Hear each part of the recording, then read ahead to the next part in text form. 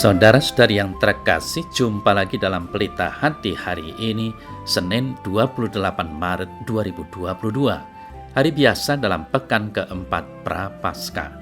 Bersama saya Romo Thomas Suratno SC dari Paroki Cilanda, Jakarta Selatan, mendengar dan merenungkan sabda Tuhan, yakni firman Tuhan yang tersurat dalam Injil Yohanes, bab atau pasal 4, ayat 43 sampai dengan ayat 54.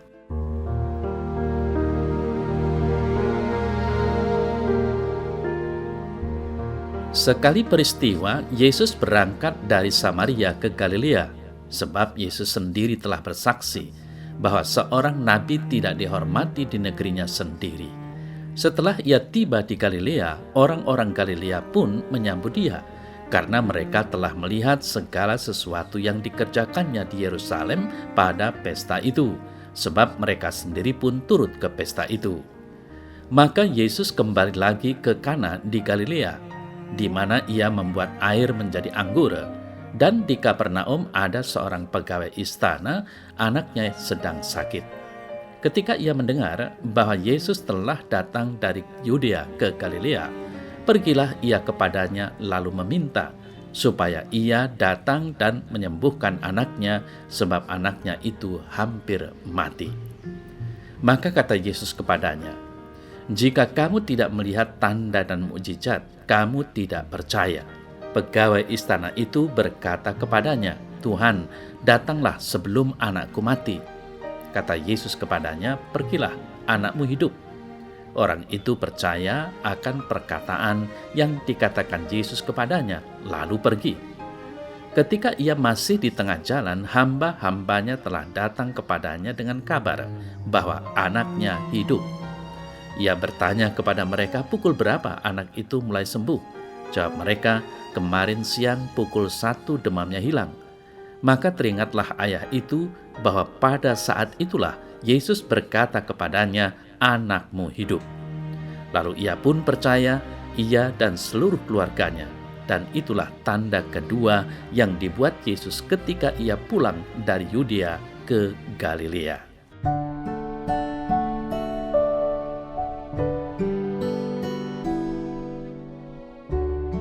Saudara-saudari yang terkasih, orang tua mana yang tidak was-was kalau mendengar anaknya sakit?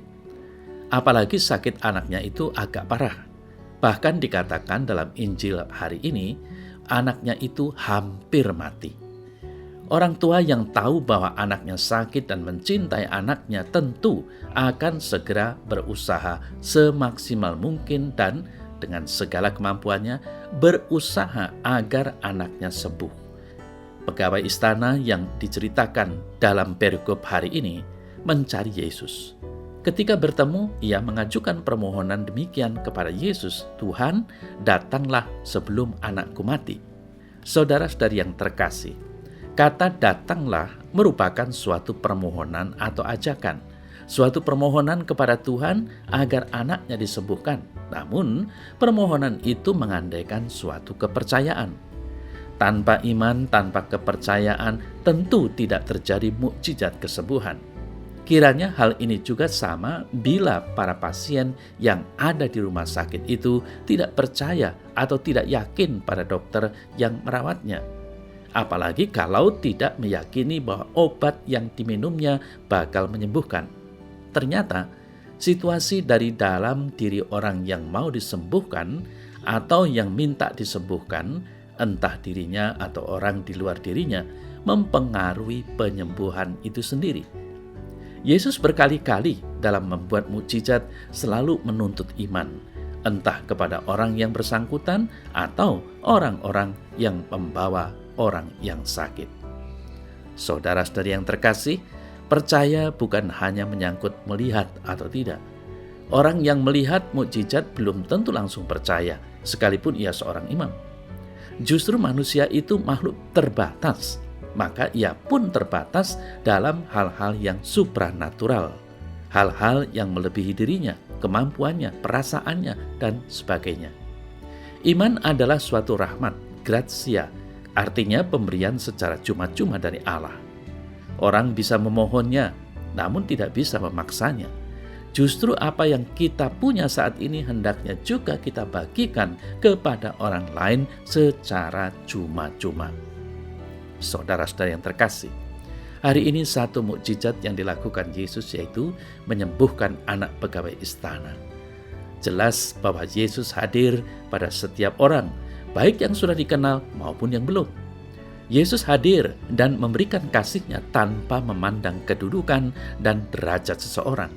Karena Yesus hanya menginginkan satu hal dari kita, yaitu percaya.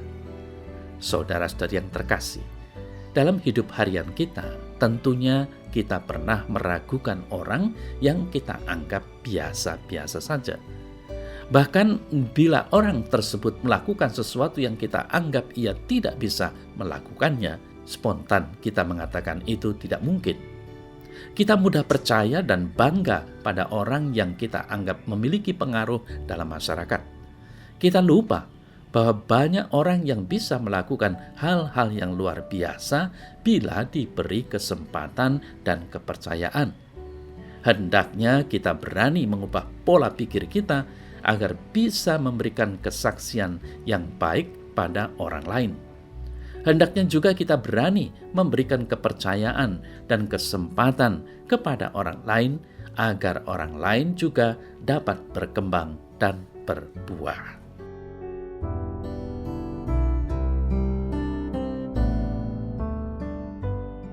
Dalam nama Bapa dan Putra dan Roh Kudus. Amin.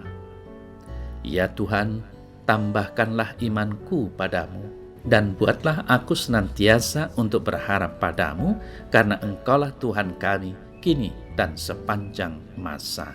Amin. Semoga Allah yang Maha Kuasa memberkati saudara dalam nama Bapa dan Putra dan Roh Kudus. Amin.